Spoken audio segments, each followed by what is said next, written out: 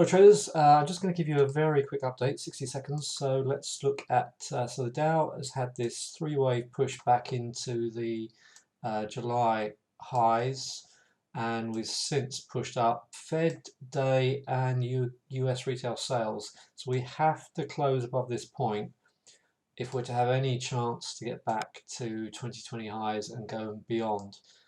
Okay, each of these arrows, it marks the end of a 5 and 3 wave Elliott wave move. So we have completed a 5 and 3 wave move up to this drop in early September.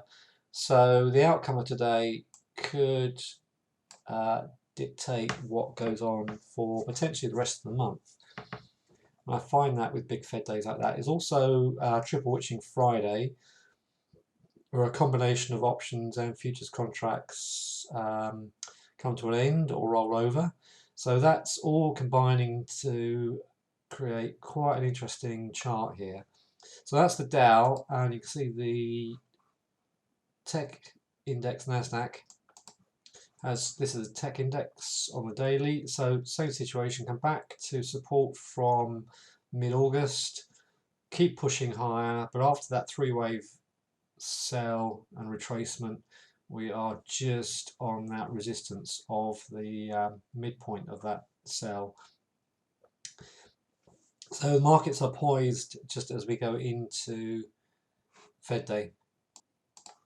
Gold, I'm somewhat bearish on gold, which seems a bit crazy because a big potential bull flag, but I'm just seeing a series of lower highs here and lower lows, thinking that this is potentially going to come over.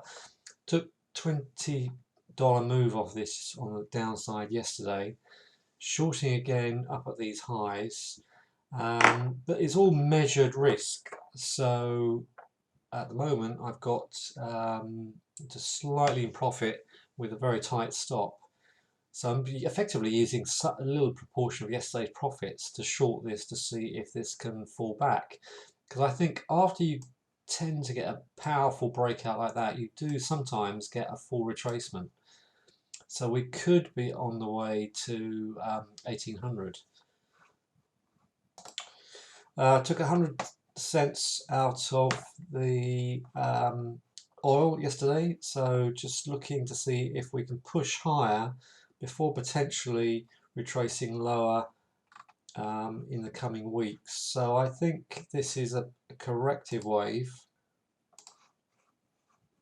Yeah, we just simply, there's very low volume and oil had nowhere to go but to drop.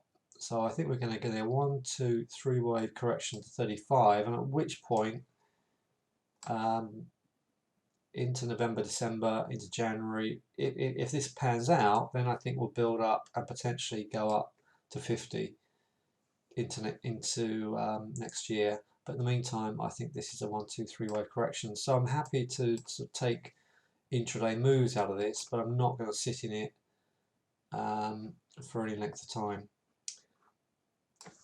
So with Fed day just here, arrived expecting it later on today, 7 o'clock UK time, 2 p.m. Eastern time. The pound has had a 1, 2, 3, 4, 5, 1, 2, 3 wave correction.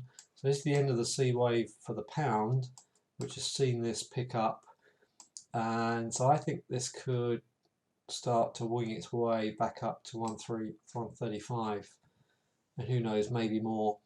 If I'm wrong, if this is a decent impulsive wave to the downside, then we will hit that resistance level around about the 130 mark, maybe a little higher, and then roll back to some of these support areas.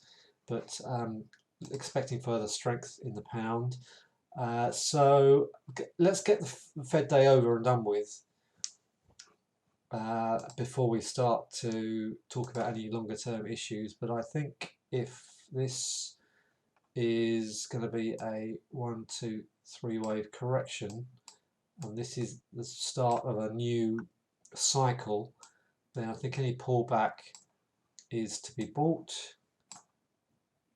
and then we can start to see if we can wing our way up Okay, so more on that later. Right, it's the midweek review at 6 p.m. tonight, an hour before the Fed day announcement. So that's 1 p.m. Eastern Time. Please join me. I'll send you the link in the email, and I hope to see you then. Thanks. Bye.